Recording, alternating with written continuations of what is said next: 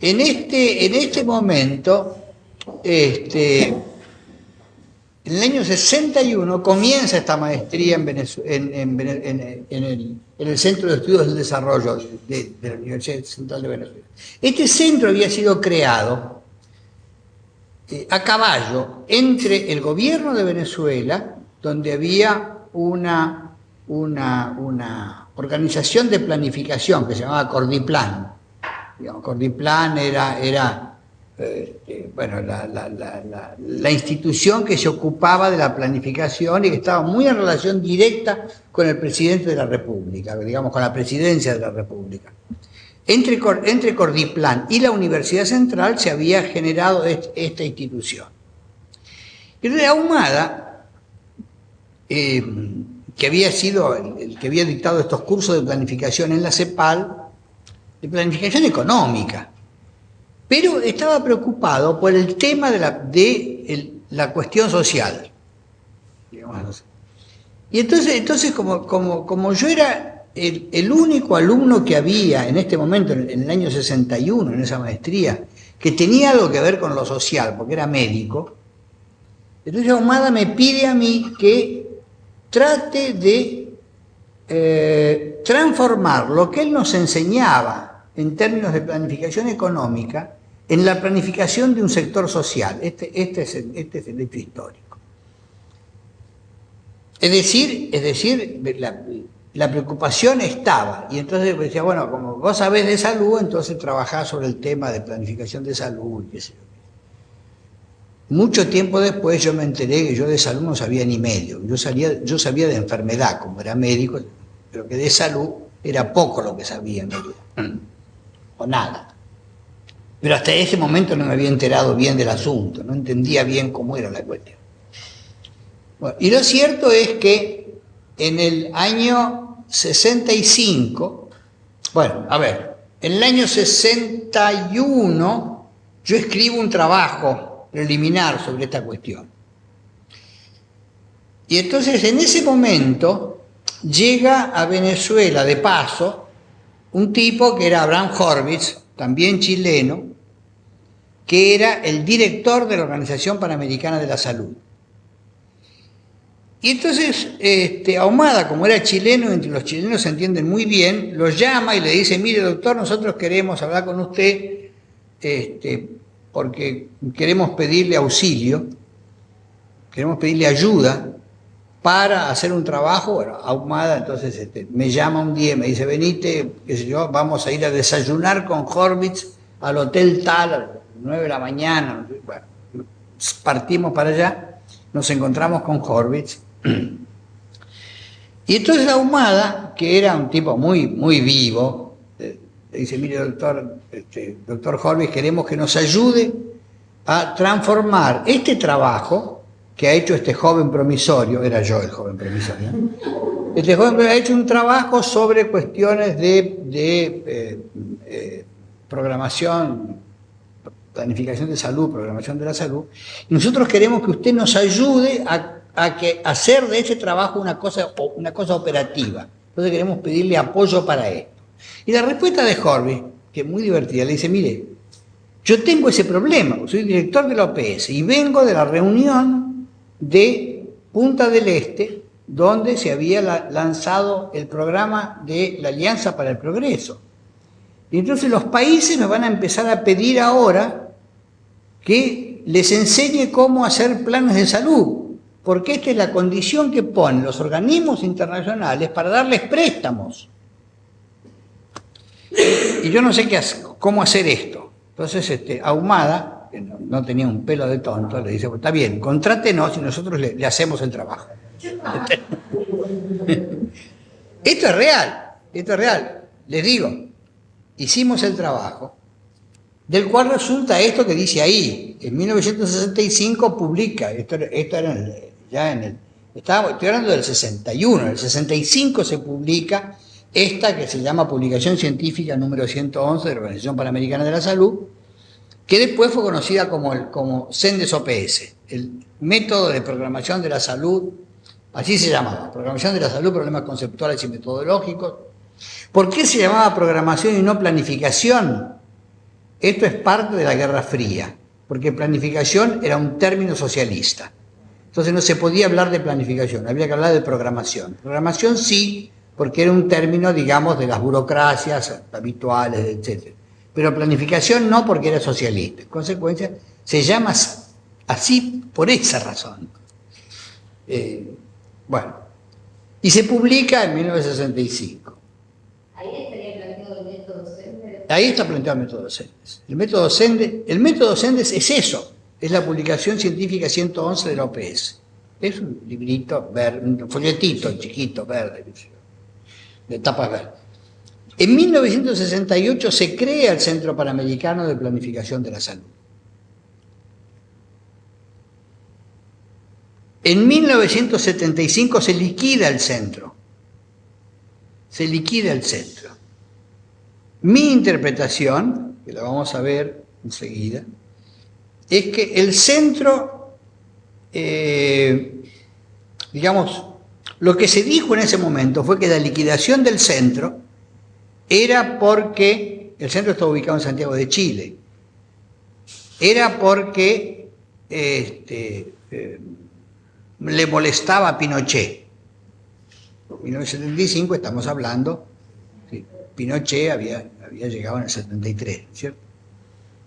Yo digo que no, yo digo que la liquidación del centro es porque la planificación de la salud tal como estaba planteada en el método Senders había fracasado. Son dos cuestiones muy, muy diferentes. Y lo que señalo ahí es, en 1961, es la reunión de Punta del Este. A ver si puedo. Con la Alianza para el Progreso y la creación del BID por John Kennedy. Esta es la historia. Entonces, el primer trabajo que aparece en el texto se llama Autocrítica. Y entonces, lo que yo hago en ese trabajo es realmente la autocrítica de eso que hicimos a partir de ese momento que yo he relatado, ¿no? Yo digo, ¿cómo es una autocrítica? Tiene características individuales, que son estas. Una es la autocrítica religiosa, que he cometido pecados, etcétera, etcétera. Otra es la autocrítica psicoanalítica, que no he interpretado bien. Y hay una autocrítica política, que es no seguir la línea correcta fijada por la conducción del partido. Digo, acá hay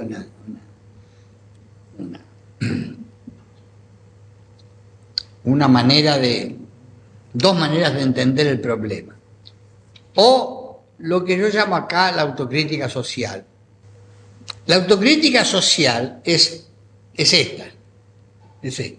No entender las consecuencias, la historia en que se insertan las acciones de un grupo de pertenencia.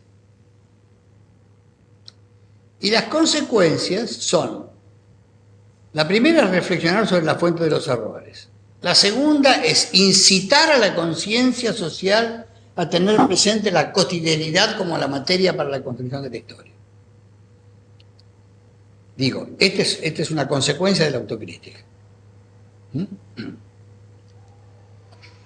Y en tercer lugar, esta otra, estimular la intersubjetividad necesaria para el progreso social. Estas son las formas en que yo entiendo las características y las consecuencias de la autocrítica.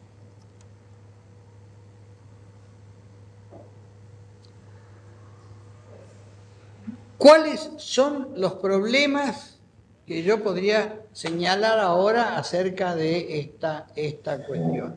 El primer problema es la traslación rígida de la planificación económica a lo social.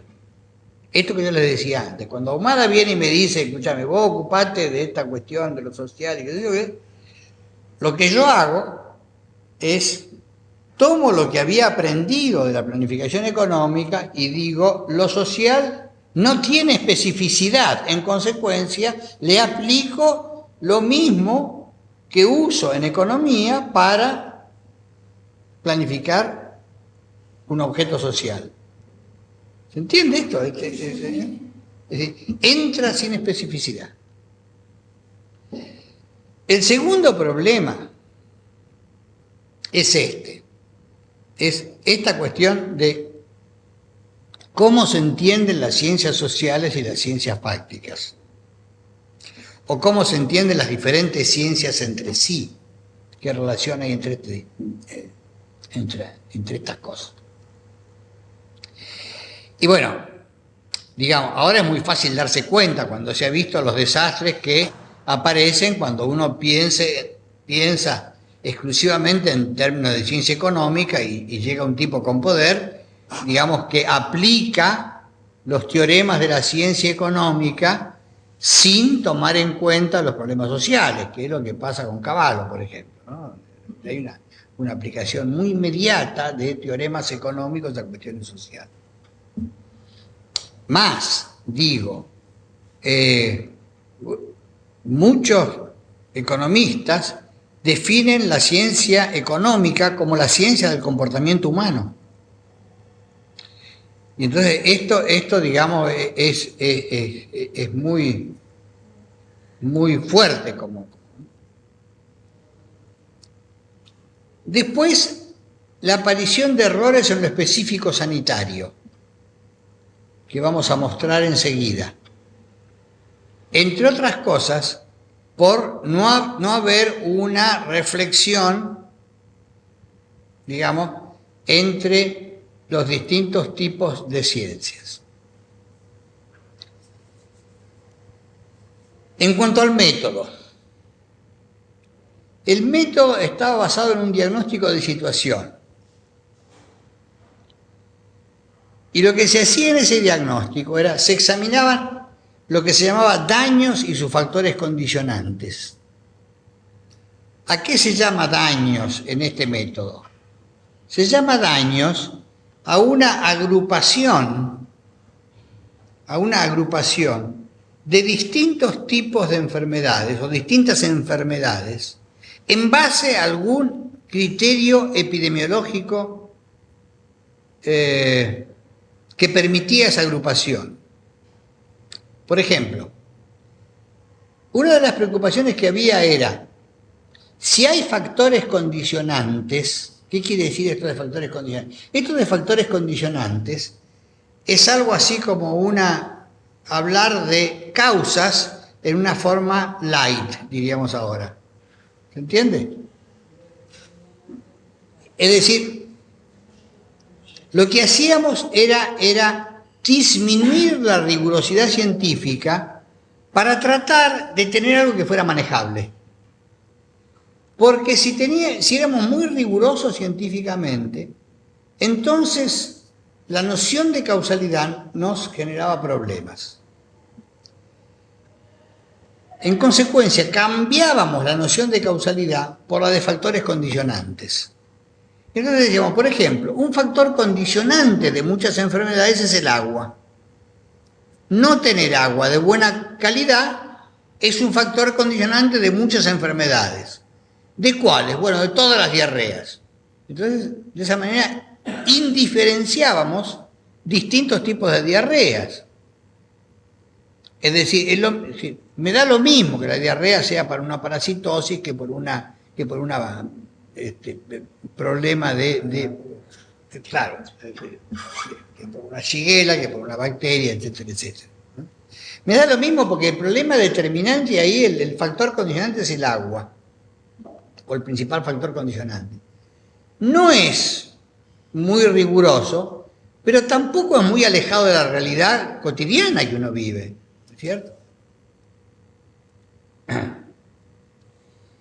Y la otra cuestión era el examen de los recursos a través de lo que llamamos la instrumentación y los rendimientos. Algo de esto vimos cuando estuvimos hablando de lógica de programación. ¿Se acuerdan?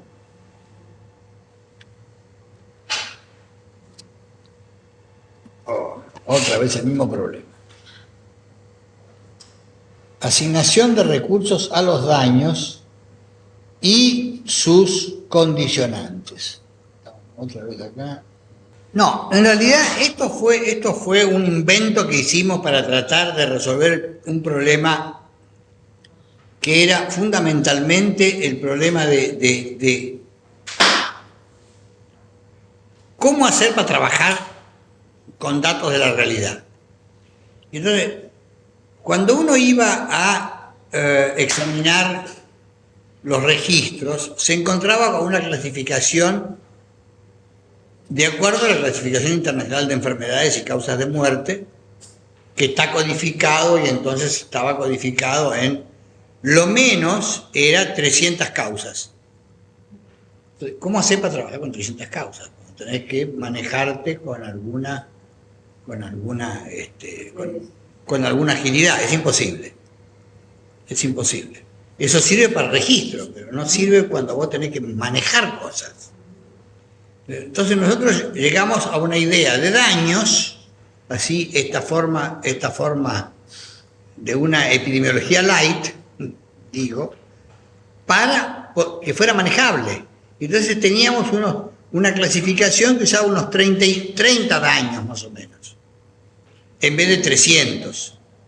Es decir, disminuíamos a la 10ª parte para poder decir, bueno, acá podemos intervenir de tal o cual manera. ¿Se entiende? Esta era un poco la idea. Sí. Una de las cosas que hacíamos era esta. Los recursos los transformamos en instrumentos. ¿Se acuerdan cuando vimos en lógica de programación? Este tema ya lo vimos. Pero la idea es que el conjunto de recursos que había en una institución eran transformados en instrumentos. Los factores condicionantes en daños, y después había una asignación de los recursos instrumentados a los daños y a los factores condicionantes. Este era un poco el procedimiento metodológico más sintético, estaba digamos, hecho de esta manera. Es decir, que los recursos se instrumentaran quiere decir había un ordenamiento. Lo vamos a mostrar, creo que tengo otro gráfico por ahí. Después venía la formulación de planes. Y se decía, lo primero es la selección de prioridades entre daños. ¿Qué daño, por no decir enfermedad, es más importante que otro? Entonces buscamos algún criterio para ordenar las enfermedades según importancia. Según importancia para tratarlas, ¿no es cierto? Después hacíamos esta otra cuestión, que era, dentro de los instrumentos, reorganizábamos los recursos. Es decir, las distintas proporciones de cada recurso los estudiábamos para tratar de optimizar esa relación, para tratar de que la relación entre los recursos fuera una relación, digamos, que rindiera la máxima productividad, que fuera lo más productivo posible. Y esto es una de las cuestiones que aún hoy sigue siendo, digamos, importante, sigue siendo relevante. Después venía esta cuestión, que era la reasignación de los instrumentos normalizados llamábamos cuando hacíamos esta segunda cuestión, la reasignación de los recursos dentro de los instrumentos. A eso llamábamos normalización, y después reasignábamos los recursos. Y el criterio de prioridad estaba dado por esa formulita, que era magnitud multiplicada por trascendencia, multiplicada por vulnerabilidad y dividida por el costo. Es decir, cuanto más grande fuera el daño, más importancia tenía. Cuanto más trascendencia tenía, y esto era una concepción difícil, más prioridad tenía. Cuanto más vulnerable era al ataque de los instrumentos de los que se disponía, más prioridad tenía. ¿Se entiende esto? Y cuanto más alto el costo, menos prioridad tenía. Entonces hacíamos una formulita de este tipo. Claro, no siempre podíamos medir todas estas cosas. La magnitud era fácil. ¿Cuál es la tasa de mortalidad? ¿O cuál es la tasa de morbilidad? Esto significaba la magnitud. La trascendencia era mucho más complicada. Mucho más complicada. Pero la idea de la trascendencia era esta. Era esta. Esta sociedad, ¿a qué le asigna más importancia? ¿A la muerte de los viejos, los adultos en capacidad de trabajar o los niños? ¿O las mujeres en edad de procrear? Es decir, ¿cuál es el grupo social que afecta principalmente esta enfermedad? Digamos, ¿y qué trascendencia tiene ese grupo social? ¿Se entiende la idea? Pero la idea de vulnerabilidad, por ejemplo. La idea de vulnerabilidad está contenida en algo que yo les mostré la vez pasada, creo. No sé si se lo mostré. Lo de enfermedades erradicables, reducibles y no reducibles, ¿sí? ¿Lo vimos? ¿No lo vimos? Bueno. Pero esta idea es que ¿hay herramientas para combatir esta enfermedad o este grupo de enfermedades o no hay herramientas? Si son enfermedades que, digamos, que el agua tiene mucha importancia, uno sabe que si hace agua, quiere decir, si distribuye agua domiciliaria, si hace cloacas y qué sé yo qué, la cosa va a mejorar. Es muy intuitivo si ustedes quieren. Pero nosotros además intentábamos medirlo, este tipo de cosas. Pero la primera cuestión era este criterio, que lo muestro ahora sí. Bueno, esto era magnitud, trascendencia, vulnerabilidad y costo. Ay, Dios. Entonces, los daños de distinto tipo, daños sub-I, quiere decir daños, se priorizan de acuerdo a esa formulita. El ordenamiento según prioridad da los daños priorizados de otra manera que en la forma original. ¿Sí? ¿Se entiende eso? Sí. Los instrumentos observados, de acuerdo al ordenamiento de recursos dentro de los instrumentos, da los instrumentos normalizados, que se reasignan, es la reasignación de los instrumentos normalizados a los daños priorizados. ¿Se entiende? Estoy diciendo lo mismo que dije antes, solo que lo estoy mostrando acá en esta secuencia. Esta es la autocrítica técnica. Lo que viene ahora es la autocrítica técnica. En primer lugar, esta idea de la inclusión de daños y factores condicionantes.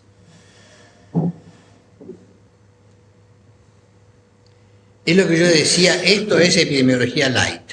¿Cómo? Es epidemiología light. Digamos, porque por la necesidad de ser operativos nos llevaba a buscar una forma de hacer de la información de registro cosas que fueran manejables. Porque si uno mira los registros de la mortalidad y demás, se encuentra con las 300 causas o peor, con las 999 causas de los manuales, y bueno, es una cosa que no se puede usar para manejarse.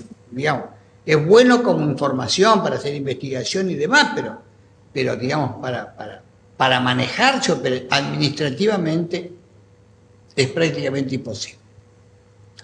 En segundo lugar, la exclusión de la morbilidad en el diagnóstico. Y excluíamos la morbilidad porque no sabíamos cómo meterla. Es decir, en la discusión original había una bruta discusión sobre el tema de morbilidad. Había una gran discusión sobre el tema de morbilidad.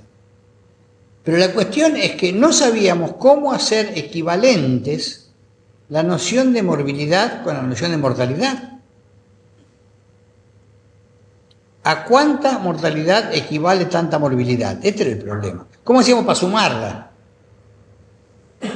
Entonces terminamos inventando una cosa que se llamaba años de capacidad productiva.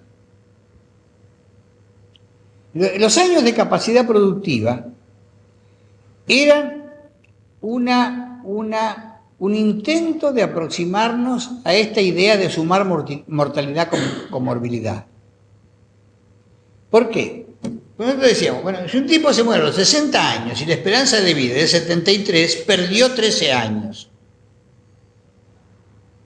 Si un tipo se enferma y estuvo incapacitado durante 2 meses, perdió 2 meses. Entonces, de esa manera, nosotros podíamos establecer una especie de comparación entre lo que se pierde por enfermedad y lo que se pierde por mortalidad. Y discutimos mucho esa cuestión. Y después no supimos cómo hacer para incorporarlo, para realmente medirlo y poder usar de eso aplicable.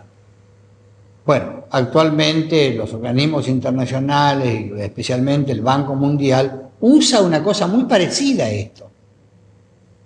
Usa una cosa muy parecida. Es decir, han conseguido desarrollarlo más, etcétera, etcétera, pero ya estaba planteado en este momento esta idea estaba discutido conceptualmente, no estaba incorporado operativamente. Bueno, la dificultad de la estimación de los parámetros que eran, por ejemplo, los de la vulnerabilidad, como yo decía recién, los de la trascendencia, etc. A pesar de que hicimos algunos intentos y con algunas enfermedades podíamos establecer alguna cuestión. Entonces usábamos cosas como, por ejemplo, la tasa de letalidad, cosa que no es usada habitualmente, ¿no? Entonces, la letalidad para poder establecer algunas comparaciones entre distintas enfermedades. Este era otro. Los registros eran una catástrofe. En general, era la información de la cual disponíamos para trabajar era muy mala. Nosotros llegábamos muchas veces a un hospital y tratábamos de recoger la información que el hospital tenía registrado.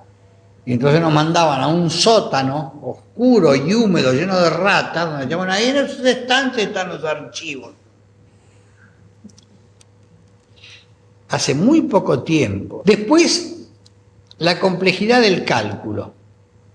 La complejidad del cálculo con la acumulación de errores que tiene todas estas secuencias que les he mostrado. Otra cuestión era que cuando queríamos fijar metas, decíamos, estamos en el año tal, estamos en el año 2002, para el año 2005, ¿qué queremos? Y entonces decíamos, en la situación actual es tal cosa, la que queremos para el 2005 es tal otra, y entonces hacíamos una interpolación lineal y decíamos, entonces cada año la meta tiene que ser tal cosa. Esto es un procedimiento que realmente no funciona para nada, ¿no? Fue ampliamente demostrado de que esto era. Y después, digamos, todos estos sesgos y todos estos errores en las reasignaciones. Y no menos importante de todo esto, los problemas que generaba la inflación. Es decir, cuando hay inflación, muchas de las cosas que nosotros medíamos y que calculábamos estaban valoradas según valores fijados por precios. Entonces, si había inflación, ¿cómo hacíamos para comparar un año con otro? Y sobre todo cuando queríamos hacer pronósticos, teníamos que presuponer qué inflación va a haber para el año que viene. Es el delirio total, ¿no? Entonces, por eso, había que hacer un presupuesto en pesos para el año que viene. Y bueno, si hay inflación, ¿qué quiere decir el presupuesto calculado en ese sentido? Entonces teníamos que hacer supuestos acerca de la inflación. Y a ver, entonces hablábamos mucho. Entonces, la autocrítica tecnocrática, lo que veíamos era la autocrítica técnica. Ahora viene la parte tecnocrática de la autocrítica, que definíamos en aquel momento como una técnica que implica autoridad, más que poder de decisión. Lo autocrático es, digamos, está tomado en este sentido, lo tecnocrático.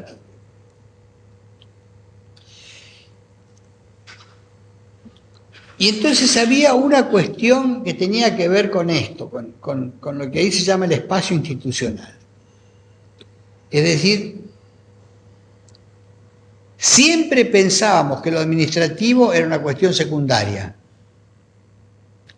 que los administrativos eran tipos, qué sé yo, de segunda línea a los cuales podíamos no prestarles mucha atención. En esta época había un debate que era el debate de lo que se llamaba la triple racionalidad. Y esta triple racionalidad era entendida así. Se decía, hay una racionalidad política. Y esta racionalidad política está al margen de lo que nosotros, los científicos éramos nosotros, ¿no? Los científicos pensamos, sino que es una racionalidad que tiene que ver con los debates que se dan en el poder, qué sé yo, y con eso nosotros no tenemos nada que ver, estamos al margen. Hay por otra parte una racionalidad administrativa, que no es la racionalidad política y que no es la racionalidad científica, sino que es la racionalidad formal de los procedimientos administrativos, de las secuencias administrativas, un poco lo que estuvimos viendo en algún momento con la lógica de la administración, ¿no es cierto? Y después está la nuestra, que es la científica, esa es la buena. Este era el nivel de... Bueno, sobre esto hubo largos debates y se escribieron libros sobre este tema de la triple racionalidad. No están pasados. No están pasados. No está pasado. No, ese tema sigue vigente. Ese tema sigue vigente. Pero digamos, yo digo, la ingenuidad nuestra era de este calibre, que entendía estas cosas de esta manera, digamos, y que no conseguía conectar una cosa con otra, sino que eran como tres cosas que estaban ahí separadas y que actuaban cada una por su lado. La carencia de una visión sobre el funcionamiento organizacional. No teníamos idea realmente de... Después se fueron incorporando estas cosas, pero inicialmente nosotros no veíamos este problema. Y después había la cuestión política. La cuestión política. Y la cuestión política, ¿cuándo se introdujo? Primero se dijo lo siguiente: lo político es algo que está al margen de la planificación. Para poder hacer planificación hay que tener decisión política, hay que conseguir la decisión política que está por afuera. No tiene nada que ver, sino que tiene que haber una decisión política de planificar. Y eso está en manos del político. Cuando incorporamos la noción de lo político, lo incorporamos de esta manera. Lo político es el manejo del conflicto para apoyar las decisiones del gobierno. Llegó el jefe, así que pórtense bien.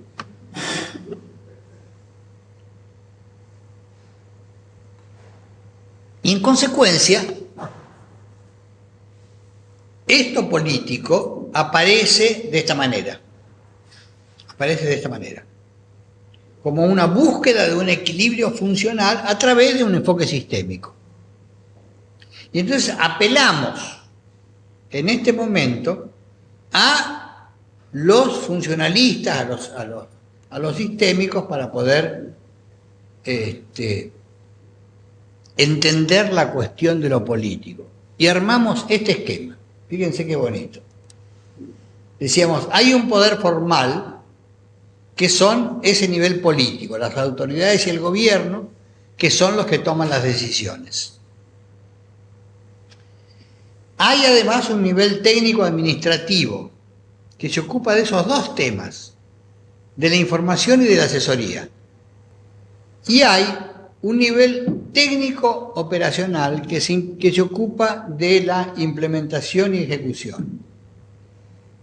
Todas estas cuestiones están interrelacionadas. Estos tres niveles están interrelacionados entre sí, recíprocamente, y forman una especie de subsistema. Por otra parte hay un poder real, ¿sí?, que no es el poder formal, que está conformado por grupos de interés y de presión. Esta es la formulación que habíamos hecho en aquel momento con respecto a estos temas, que es el que de alguna manera tiene influencia sobre el poder formal. Y esto entonces es el sistema político. ¿Sí?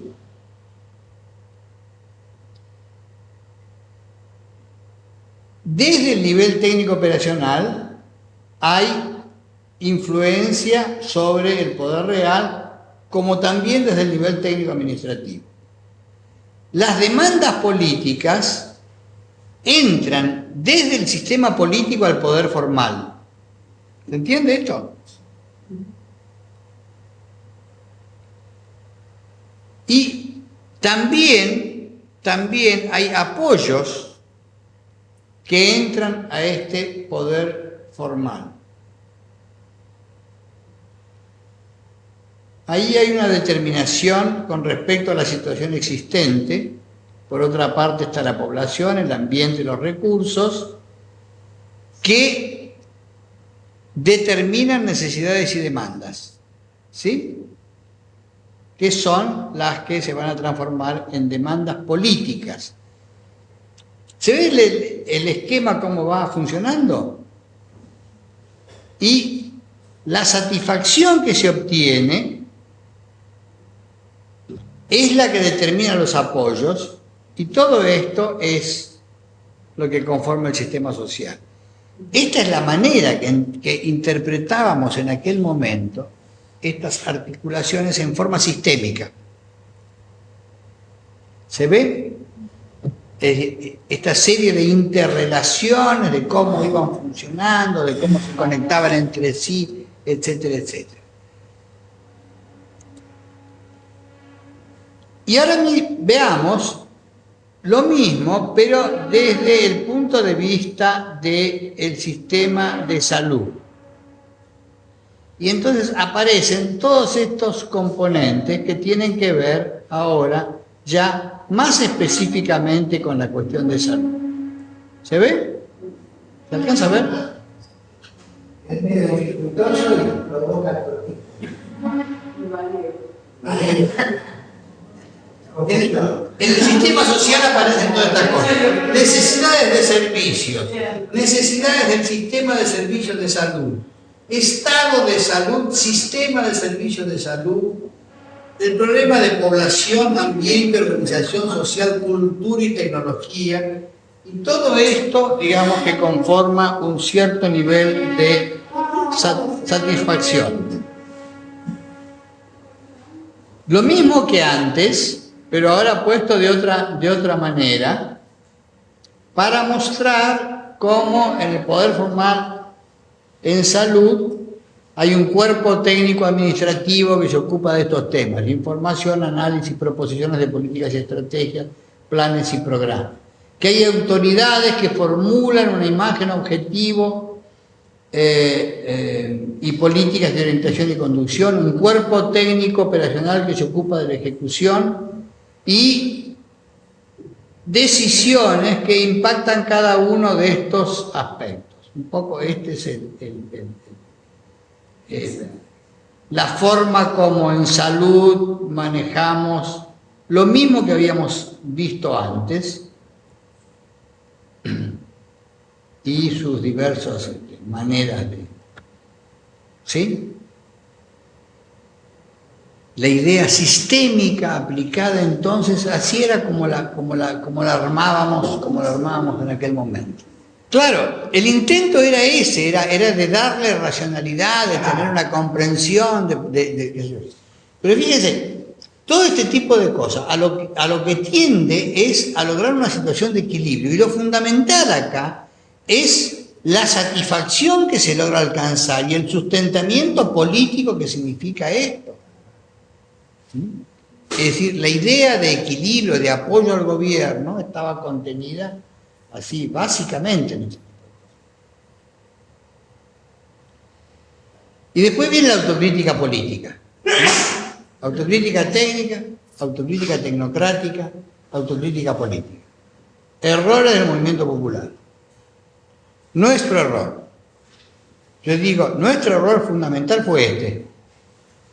La separación entre lo científico y lo político. El rechazo de lo científico por tecnocrático llevó al vuelco hacia lo político como forma antagónica, desconociendo su inseparable unidad. Este fue nuestro error. ¿Qué te parece? Lo digo. Este error es el que lleva al fracaso, en última instancia, de la propuesta. Esta separación tajante. Por eso es que yo valoro mucho esta cuestión de este texto que llamo autocrítico, porque estoy marcando muy fuertemente lo que yo entiendo que fue lo que nosotros hicimos y los errores que cometimos. Eso.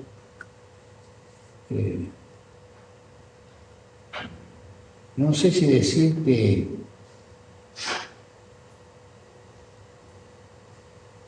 Bueno, esta fue mi autocrítica en ese momento. Entonces ahora empezamos con el artículo que sigue a la autocrítica. ¿Cuál ciencia? Que se llama ¿Cuál ciencia? Y entonces, lo primero es cuáles son los grupos que intervienen en la discusión de la investigación de problemas sociales. Y el primer grupo que intervienen es el grupo de los científicos. Mejor dicho.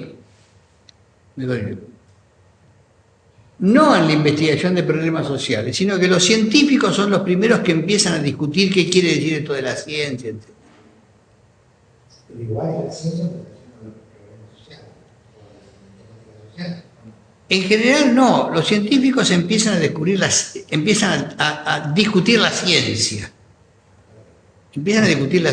¿Qué es esto de la ciencia? ¿Qué es esto? Y, digamos,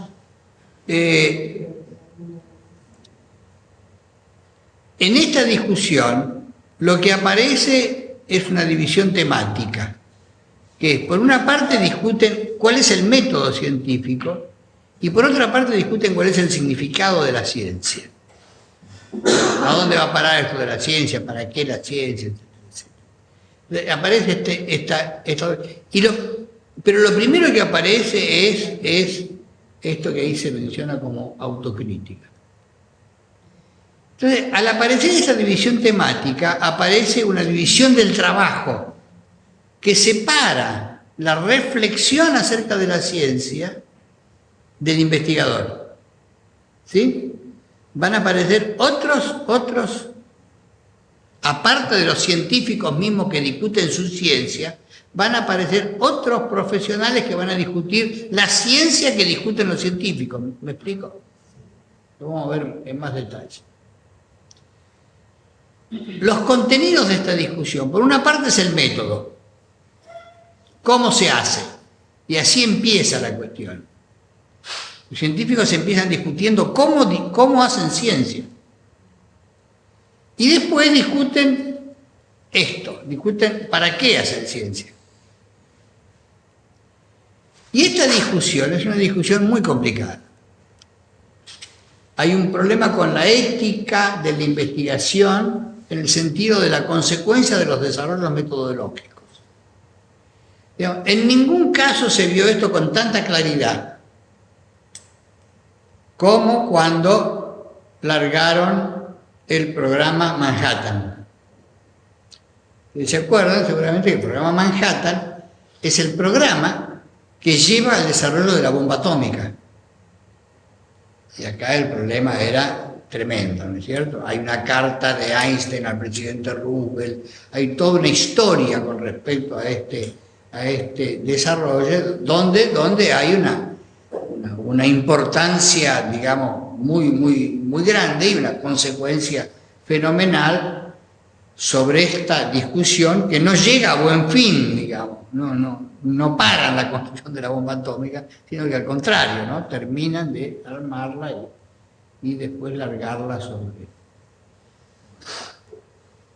O sea, que los científicos discuten el método cómo, la división temática se refiere a el cómo y el para qué, la división del trabajo hace aparecer a científicos, historiadores, sociólogos, antropólogos, epistemólogos y filósofos, y esto, por fin, lleva a la aparición de un grupo que integra el cómo y el para qué, que son lo que se llaman los cienciólogos.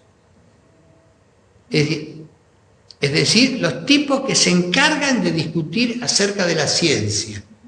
Es decir, tan importante es esta discusión en estos dos aspectos, que genera un nuevo grupo de profesionales, estos que se dedican a esta temática en particular.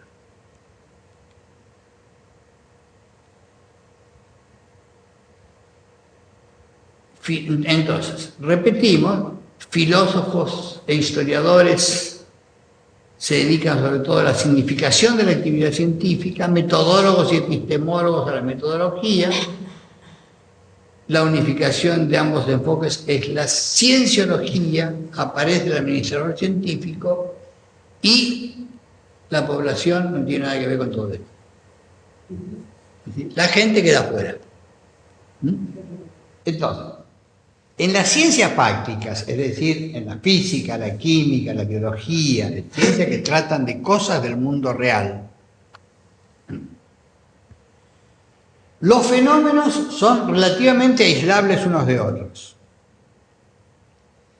¿De dónde? Esos tres puntitos quiere decir ¿de dónde? Se puede aislar de modo parcial su objeto para estudiarlo sin las perturbaciones ocasionadas por el mundo real. Esta idea de la posibilidad de aislar un objeto de trabajo es una idea central en ciencia. Si no lo podemos aislar, es tan complicado que, digamos, si el objeto de trabajo está articulado con el resto del mundo, entonces, para poder entender ese objeto tenemos que estudiar el mundo. Y esto se ve con mucha claridad cuando nuestros estudiantes de la maestría se plantean el tema de la tesis. Y uno de los problemas fuertes que nosotros tenemos en la maestría es convencer al estudiante de que, por una parte, ese objeto que está estudiando está articulado con el resto del mundo, pero que lo tiene que estudiar aislado del resto del mundo, lo cual les crea un cortocircuito que le pasa a todos los estudiantes que tienen que hacer una tesis, y que les cuesta un enorme trabajo. ¿Se entiende lo que digo? Digamos, pensar en un objeto que al mismo tiempo que en la realidad no lo pueden aislar del resto del mundo, pero que para poder hacer la tesis tienen que aislarlo del resto del mundo. ¿Sí? Y este es el cortocircuito inevitable de cualquier estudiante que tiene que hacer una tesis. No solamente estudiantes, también muchos investigadores para quienes esto es un problema muy central, digamos, cómo hacemos esta cuestión. Entonces, la idea de separabilidad es una condición del triunfo del pensamiento científico. Si queremos estudiar algo y llegar a alguna conclusión valedera y que sé yo qué, tenemos que pensar en separar cosas. Que lleva al avance, que lleva al dominio de la naturaleza. Es el avance que lleva al dominio de la naturaleza. En este sentido, verdad científica quiere decir eficacia operativa. Si yo consigo hacer esto, voy a tener eficacia operativa. Si no consigo hacer esto, estoy embromado.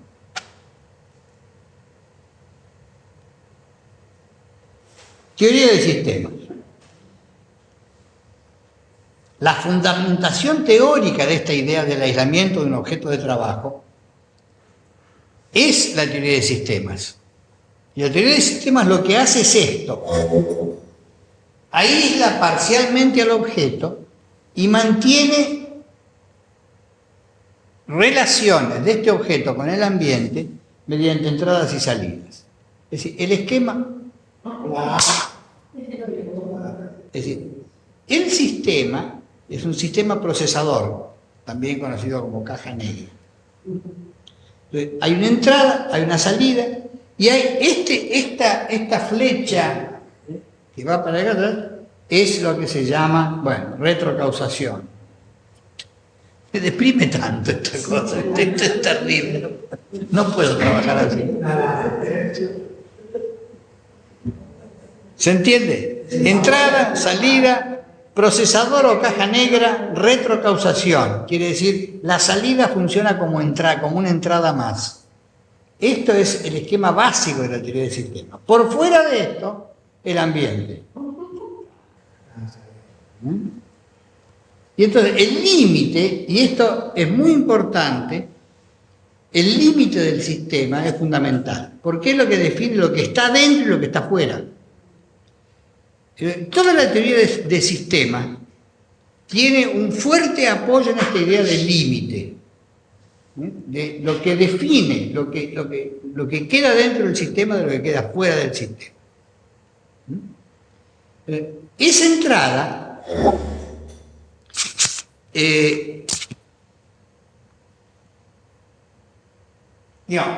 ¿cómo trabaja la teoría del sistema? Trabaja de varias maneras. Por ejemplo, cuando se habla de caja negra, quiere decir algo que no se ve qué es lo que tiene adentro. Es opaco. Siendo eso opaco, en muchos casos no se puede estudiar lo que hay adentro, lo que se hace es estudiar las entradas y las salidas. ¿Cómo es la entrada y cómo es la salida? Entonces, al estudiar entrada y salida, se supone qué es lo que pasa en el procesador. Si entra tal cosa y sale tal otra cosa, entonces se supone que la transformación ocurrida ocurre porque el procesador hizo determinadas cuestiones. ¿Sí? Esa es una de las maneras en que se puede estudiar esta.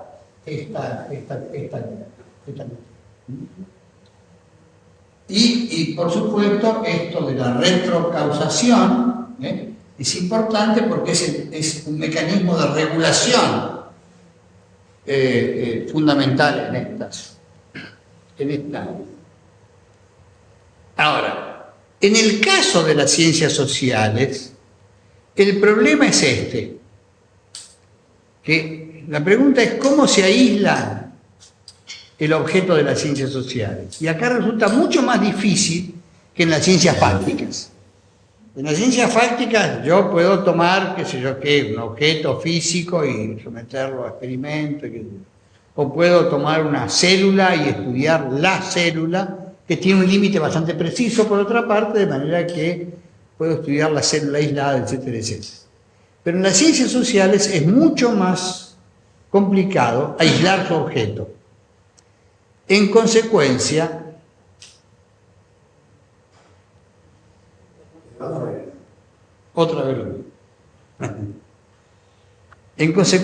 no se puede aplicar a las ciencias sociales el modelo válido para las ciencias fácticas, que es el de las ciencias, es el de la teoría del sistema.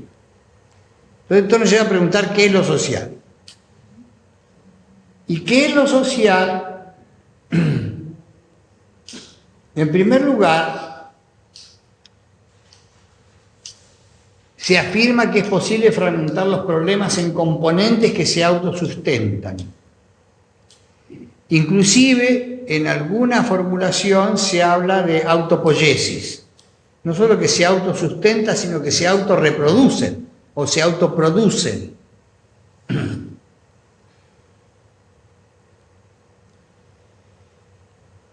Y lo que se dice, esta es la pregunta, si es posible fragmentar los problemas. Y lo que se dice es que solo tiene significación la totalidad con respecto a lo social. La afirmación que yo hago allí es que es social lo que se puede construir como viable, dice ahí abajo. Si quieren se los muestro, pero les aseguro que dice eso. Es decir, si ustedes ven lo que afirma Habermas en teoría de la acción comunicativa, en esa teoría de construcción de lo social, Habermas dice,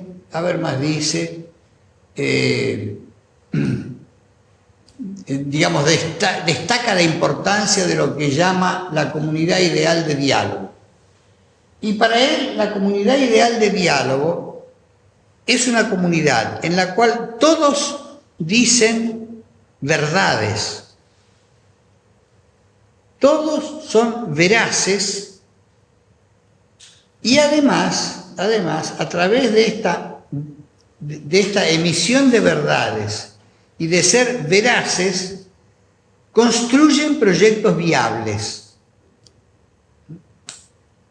Entonces, lo primero, decir la verdad se refiere a cosas objetivas. Es decir, todos podemos comprobar la verdad cuando yo digo este cuerpo cae. Miramos y efectivamente todos podemos observar lo mismo con respecto al cuerpo que cae. La idea de veracidad, en cambio, es la afirmación de que lo que yo digo coincide con lo que pienso. Digamos, que soy veraz, es decir, que lo que estoy diciendo es efectivamente aquello que creo que es correcto, que es la verdad, etc. En cambio, digamos, yo pongo siempre el ejemplo, ¿no? El ejemplo mío es, ya lo dije alguna vez, ¿cierto? Entonces no lo repito. Y la idea de viabilidad es esta idea de vamos a construir un sistema nacional de salud. ¿Podemos o no podemos hacerlo? ¿Qué sé yo? Esto es lo social, aquello que podría ser construido como viable. Estos criterios de verdad, entonces, en la ciencia fáctica lo que se puede aplicar a la realidad, en la ciencia social es lo que se puede construir como viable. Y no hay traslación de un tipo de ciencia a otra. Porque, por esta razón que se afirma ahí. Si en ciencias fácticas la traslación del conocimiento a la realidad puede tener una cierta perturbación, yo digo, la afirmación que yo hago por ahí es un automóvil no funciona exactamente como la física dice que tiene que funcionar. Hay perturbaciones en esta cuestión. Pero en las ciencias sociales, digamos, la traslación de estos criterios constituye un claro error científico. Y esta es la importancia que tiene el diferenciar ciencias fácticas de ciencias sociales. Entonces, los métodos de la ciencia. El método tradicional parte de una formulación de hipótesis, sigue por la deducción de tesis a partir de esta hipótesis, es un método deductivo, una hipótesis general, deducimos las tesis correspondientes a esto, hacemos una demostración experimental y esto entonces es la manera en que el método tradicional opera. en el método dialéctico se parte de lo que Cosic, por ejemplo, llama el concreto observado. Observa la realidad y a partir de aquí realiza un proceso de abstracción. Proceso de abstracción, ¿qué quiere decir? Abstracción quiere decir recortar cosas. Saca lo que le parece que no le sirve. Y acá hay una mezcla de ciencia con arte, ¿no es cierto? ¿Qué es lo que no me sirve? Y bueno, va a depender de cuál sea mi visión del problema, qué es lo que voy a recortar. Es lo que le pasa al estudiante que hace la tesis. Y bueno, ¿qué recorto? ¿Qué dejo de considerar? ¿Qué saco afuera? Y no hay una forma única de decir voy a abstraer tal cosa y no tal otra. Y después hay una reconstrucción que Cosic llama concreto pensado.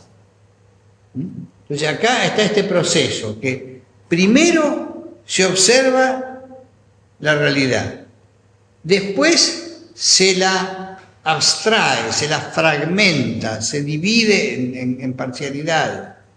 Esta idea de que hay que dividir para poder analizar. Entonces una vez que hemos hecho esta fragmentación se analiza y después se reconstruye.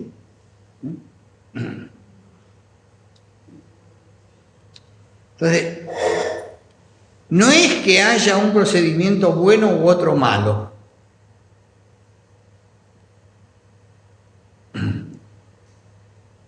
En muchos casos hay una disputa que es una disputa política en torno a que el método bueno es tal, es uno u otro. Pero en realidad ambos procedimientos pueden ser aplicados.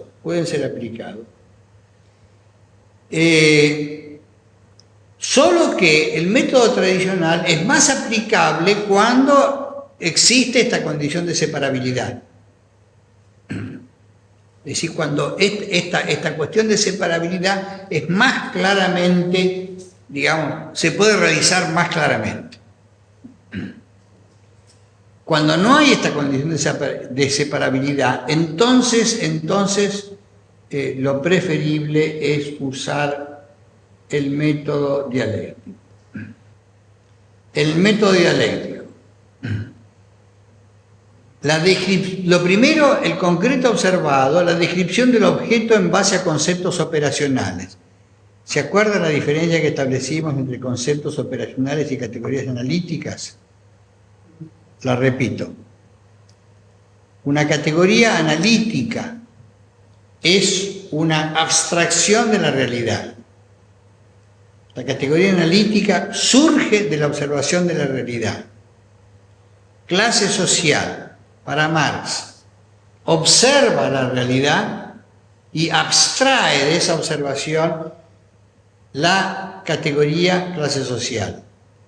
La categoría se impone al observador, viene de la realidad hacia el observador, que la percibe o no la percibe, digamos, pero está en la realidad.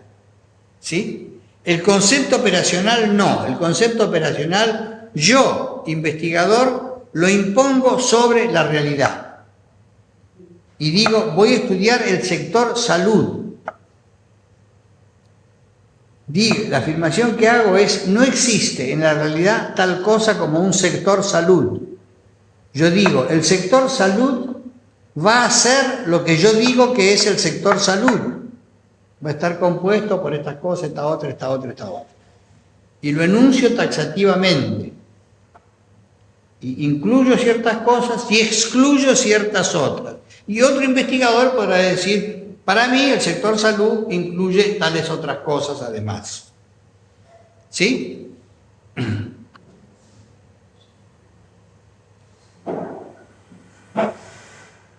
A partir del concreto observado, surge esta otra cuestión que es la abstracción del objeto, la identificación de categorías analíticas y el análisis. El tema de identificación de categorías analíticas es un tema particularmente complejo. No hay procedimiento digamos, establecido para identificar categorías analíticas. Las categorías analíticas surgen,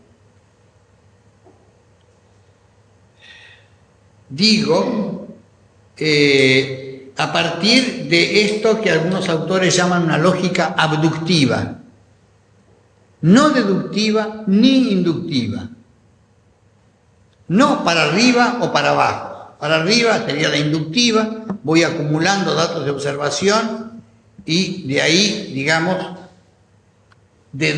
induzco la ley general, o deductiva, tengo una ley general y voy deduciendo entonces hechos de observación.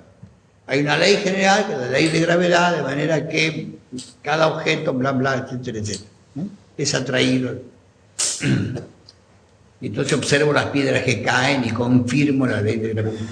Pero ni la inducción, ni la deducción, ni la inducción, ni la deducción me permiten llegar a la identificación de categorías analíticas. Estas categorías surgen como, no me gusta el término que voy a usar, pero porque es muy metafísico, pero surgen como una especie de iluminación.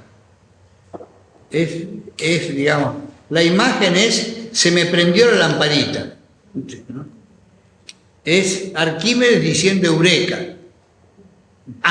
Me di cuenta, pero no surge de esta manera como, Entonces hay esta lógica abductiva, por comparaciones, por relaciones, por parecidos, por semejanzas.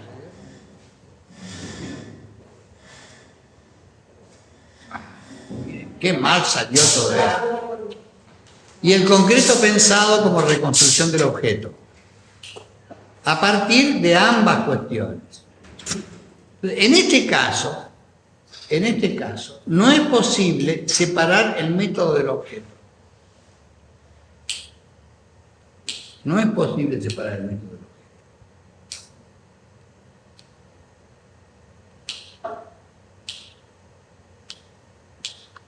objeto.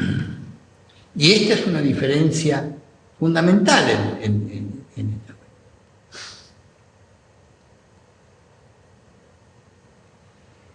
En cuanto a métodos y técnicas, esta doble relación. Ambos métodos pueden ser utilizados, está la condición de separabilidad, y las técnicas cuantitativas y cualitativas se utilizan en ambos métodos, pero es importante no confundirlas, los métodos con las técnicas. Entonces ahora pasamos rápidamente durante algunos breves minutos al tema de las definiciones.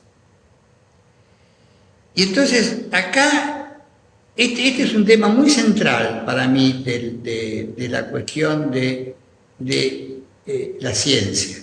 Y es que hay definiciones buenas y malas. Y las definiciones, digo yo, son históricas. Son históricas. Es decir, la buena definición es la que toma en cuenta condiciones de tiempo y lugar. Lo que tiene especial importancia en las ciencias sociales. En las ciencias fácticas, digamos, cuerpo que cae es igual en Corea del Norte que en Sicilia. No tiene mucha importancia la idea. Ahora, la buena definición, digo, es difícil de modificar por la corrección con que fue formulada. Es decir, cuando Marx define a mitad del siglo XIX el Estado como comité de administración de los intereses de la burguesía, el Estado era eso en ese momento. Entonces, después que eso es así, digamos, que esa definición está hecha en conexión con el contexto histórico, ya resulta difícil que cambie porque en el momento que se hizo era buena. ¿Sí?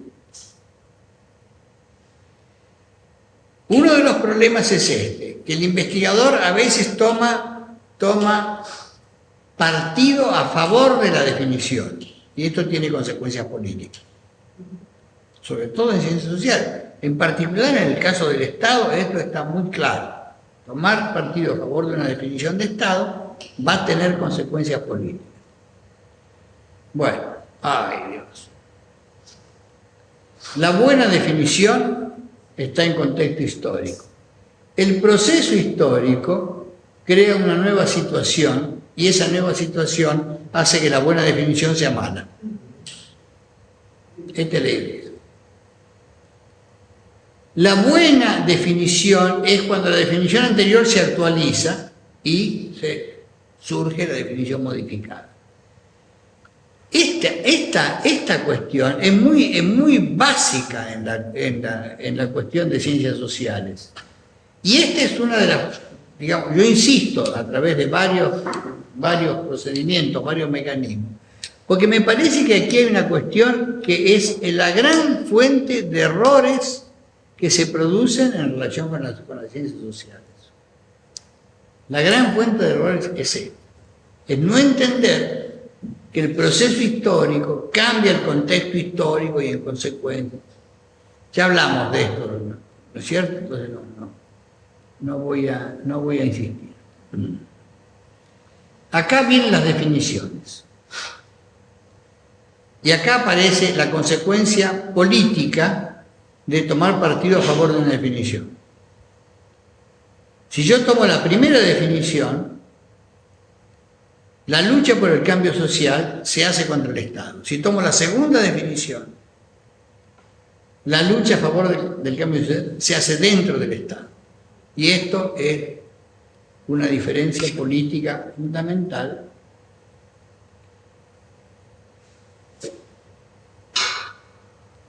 cuya raíz está ahí. Está ahí. Como ya hablamos de esto, sigo adelante con la definición de hegemonía.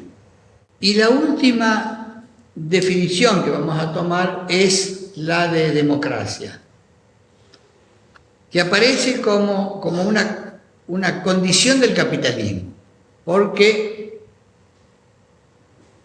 es esto que garantiza, digamos, la democracia hace que todos seamos iguales. Es una ficción, por supuesto. Condición de igualdad en la libertad de mercado. Claro. Entonces, por eso es que en el capitalismo no puede haber mercado de esclavos. Si hubiera esclavos no podrían contratar libremente su fuerza de trabajo. Es tan tramposa, digamos, la cosa. Es fantástica, es ejemplar. A mí me parece que...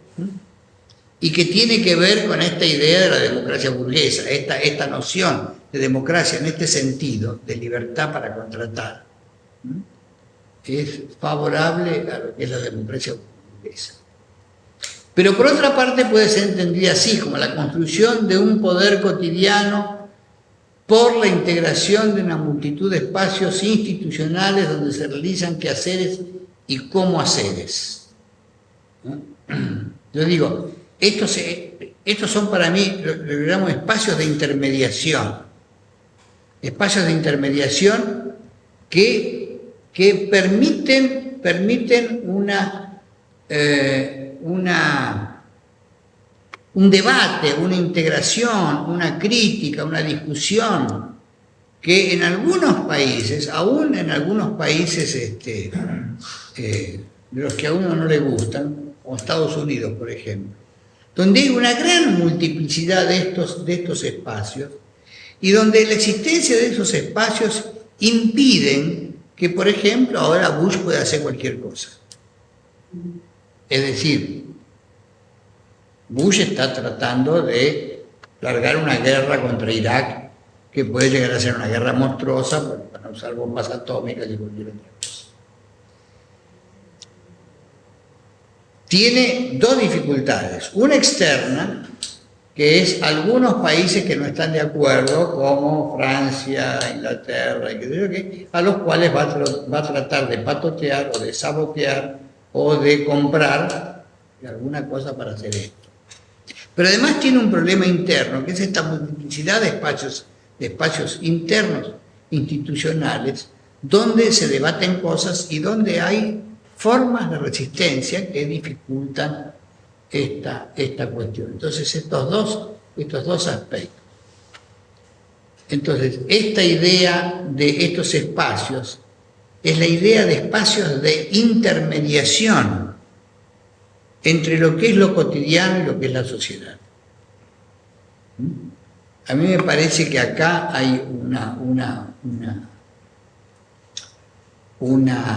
una cuestión que vale la pena explorar un poco más a fondo sobre la significación de estos espacios.